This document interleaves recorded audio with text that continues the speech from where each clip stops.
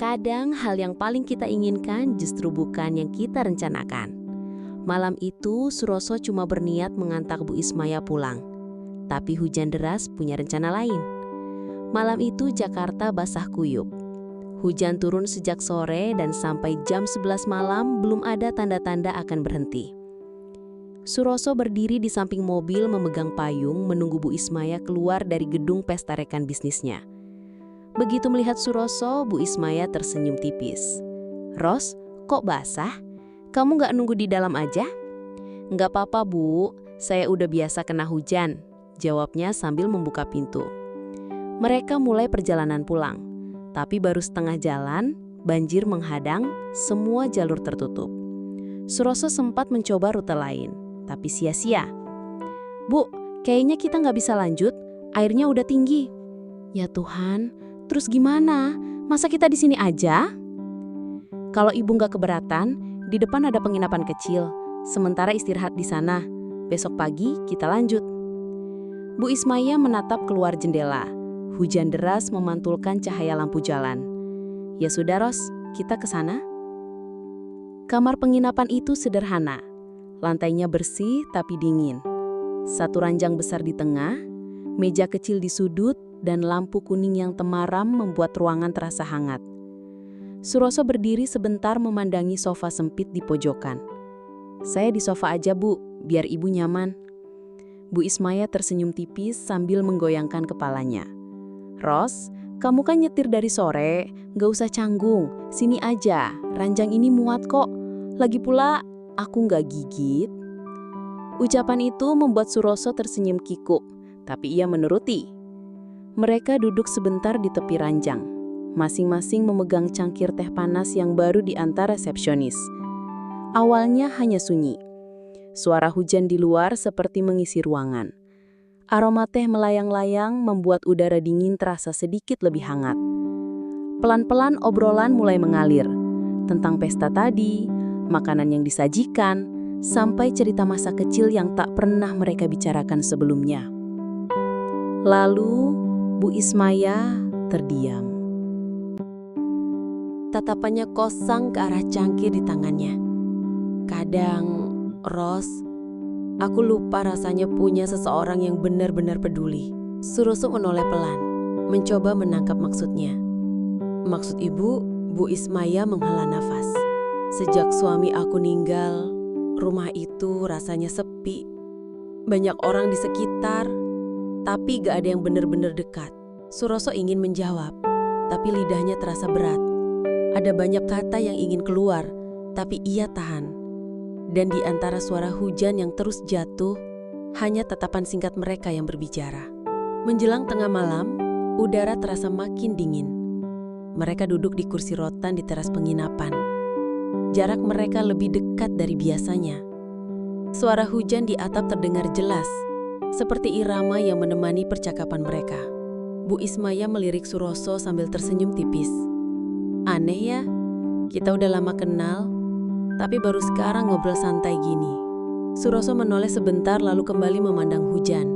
"Mungkin karena kita jarang punya kesempatan kayak gini, Bu, yang gak diburu-buru waktu." Hening sejenak, tatapan mereka bertemu lama tanpa kata. Bukan tatapan supir dan majikan, tapi tatapan dua orang yang diam-diam saling mengerti kesepian masing-masing. Bu Ismaya menunduk sedikit. Suaranya pelan namun mengalir hangat. "Ros, kamu sadar nggak? Kadang orang baru berani ngomong jujur kalau udah lupa waktu pulang." Suroso menyenyum, tapi matanya tetap menatapnya. Di balik senyum itu, ia mencoba menahan degup jantung yang rasanya tak mau berhenti. Pagi datang. Hujan sudah reda, tapi udara masih menyesakkan aroma basah yang menenangkan. Suroso menyalakan mobil, lalu mereka berangkat tanpa banyak bicara. Bukan karena canggung, justru karena ada sesuatu yang terasa berbeda. Di kaca spion, Suroso melihat Bu Isma duduk santai sambil menatap keluar jendela. Tatapannya sesekali beralih ke arah Suroso, lebih lama dari biasanya. Senyum kecilnya muncul, lalu menghilang lagi, seperti menyembunyikan sesuatu. Suroso menahan diri untuk tidak bertanya. Tapi di dalam hati ia tahu, malam itu meninggalkan bekas. Kadang, Yang bikin orang ingin kembali bukan tempatnya, tapi orang yang ada di sana, pikir Suroso sambil memutar setir. Ia melirik kaca spion sekali lagi, dan kali ini tatapan mereka bertemu. Tak ada kata, tapi seakan janji yang belum diucapkan. Dan mungkin janji itu akan terungkap di malam hujan berikutnya. Sejak malam di penginapan itu, suasana di antara mereka berubah. Biasanya Bu Ismaya duduk di kursi belakang mobil sambil sibuk dengan ponselnya. Tapi pagi ini, ia membuka obrolan lebih dulu. "Ros, kamu minum kopi nggak?" "Kopi?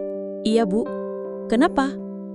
"Ya udah, mampir sebentar di kafe, kita sarapan dulu. Aku gak mau nyetir sendirian nanti malah ngantuk."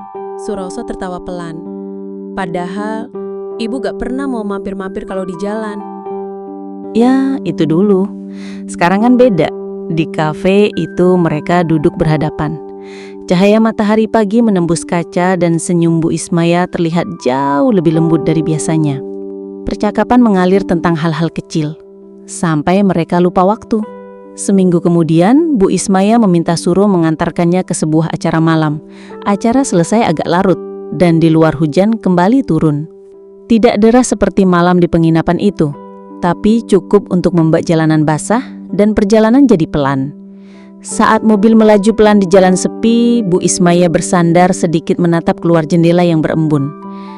"Ros, kayaknya kita nggak usah buru-buru pulang ya. Lewat jalan yang agak jauh aja.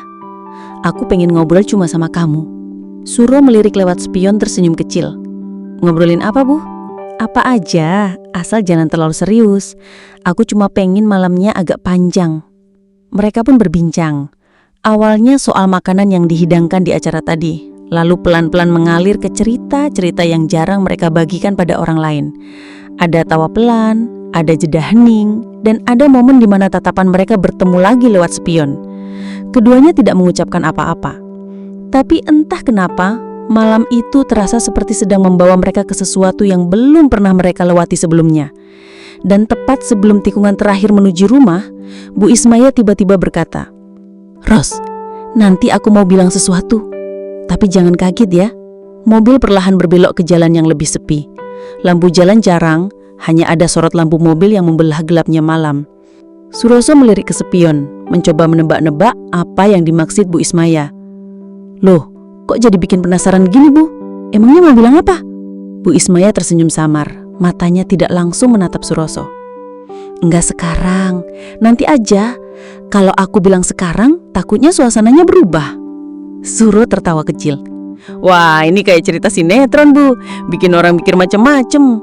"Ya, biarin aja. Yang penting kamu dengerin aku nanti." Hujan di luar mulai mereda, tapi udara di dalam mobil terasa makin hangat. Obrolan mereka kembali ringan, tapi setiap kali mata mereka bertemu, entah lewat spion atau ketika Suro menoleh sebentar, ada getaran halus yang tak bisa dihindari. Sesampainya di depan rumah, Bu Ismaya tidak langsung turun. Dia memegang pintu sebentar lalu menoleh ke Suroso. "Ros, masuk sebentar ya. Aku nggak mau bilang ini di luar." Suroso diam sejenak lalu mematikan mesin mobil. Dan di titik itu, malamnya baru benar-benar dimulai.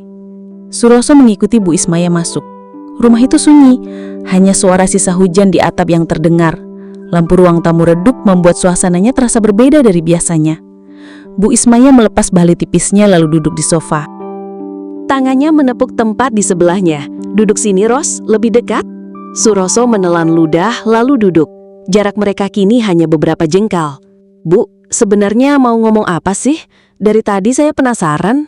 Bu Ismaya menatapnya sebentar lalu tersenyum tipis. "Kamu sadar nggak kalau beberapa minggu ini kamu udah jadi orang yang bikin hari-hariku beda?" Suroso terdiam. Kata-kata itu membuat udara seakan makin pekat. "Maksudnya, Bu?" "Aku nggak tahu, Ros. Tapi kalau nggak ada kamu rasanya sepi. Bahkan waktu kamu nggak ngantar, rumah ini kayak kosong."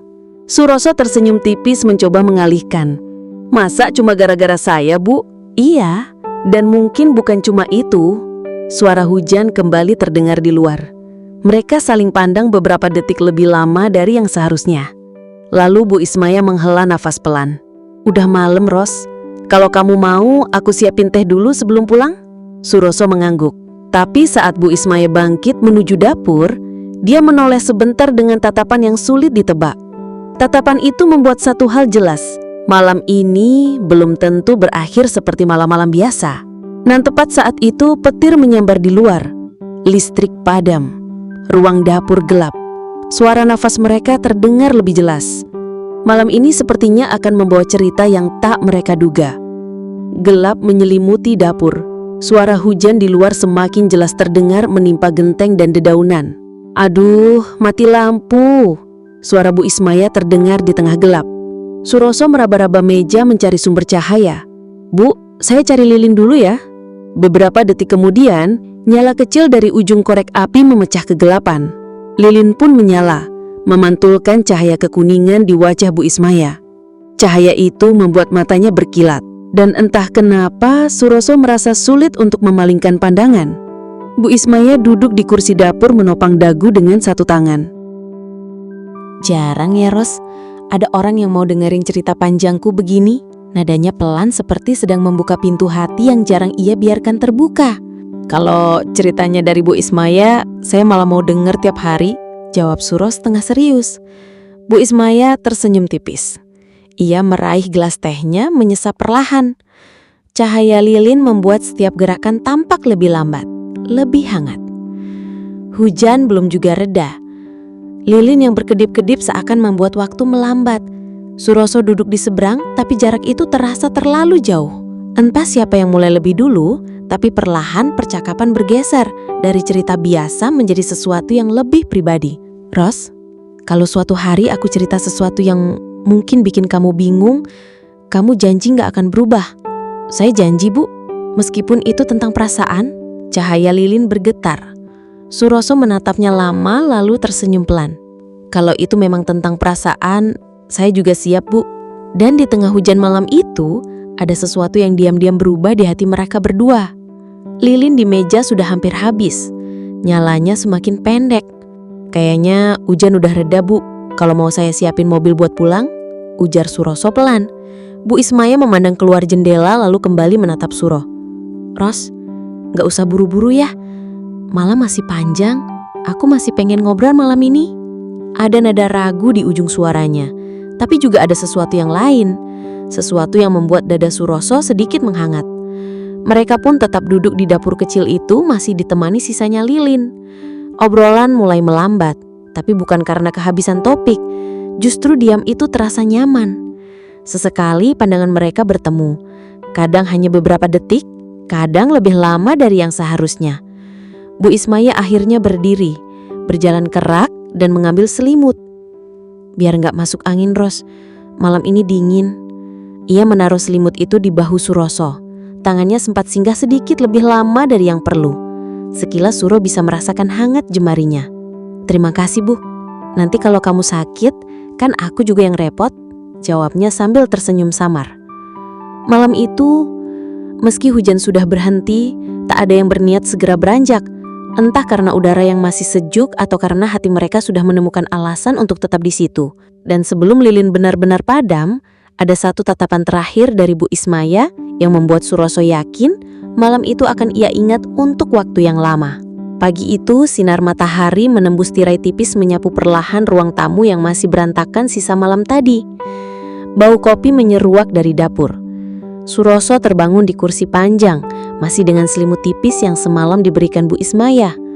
Lehernya agak pegal, tapi hangat yang tersisa di dadanya mengalahkan rasa itu. Pagi, Ros. Suara Bu Ismaya terdengar dari dapur. Ia keluar sambil membawa 2 cangkir kopi.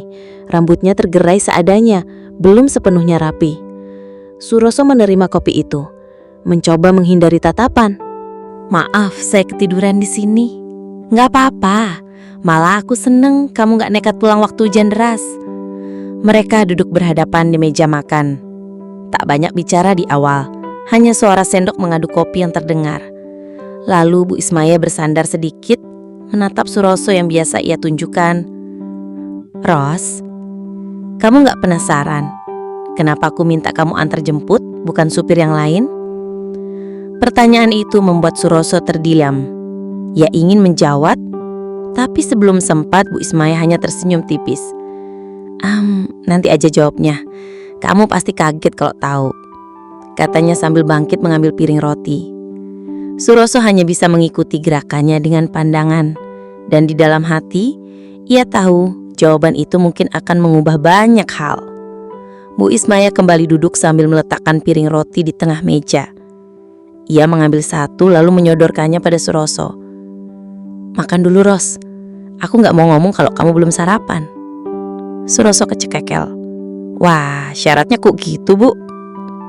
"Biar gak kaget kalau dengernya," jawabnya sambil tersenyum samar. Akhirnya Suroso menyeruput kopi sekali lagi, menunggu Bu Ismaya menarik napas pelan. "Ros, aku milih kamu antar jemput karena kamu gak pernah lihat aku sebagai Bu Ismaya yang kaya dan punya segalanya. Kamu cuma lihat aku sebagai perempuan yang butuh teman bicara." Kata-kata itu membuat dada Suroso menghangat. Ia menatapnya, mencoba mencari gurauan di mata Bu Ismaya. Tapi yang ada hanyalah kejujuran. "Aku capek dikelilingi orang yang cuma mau deket karena hartaku. Sama seperti aku capek hidup sendirian di rumah sebesar ini. Kamu bikin rumah ini terasa gak terlalu sepi." Keheningan mengisi udara. Hanya suara detak jam yang terdengar. Suroso ingin menjawab, tapi Bu Ismaya tiba-tiba berdiri, meraih tasnya lalu berkata sambil berjalan ke pintu. "Ayo Ros, kita jalan. Aku gak mau hari ini di rumah aja." Suroso mengikuti, tapi dalam hati ia tahu, sejak pagi itu hubungan mereka tak akan pernah sama lagi. Dan di luar sana hujan tipis kendali turun seperti ikut menyimpan rahasia mereka.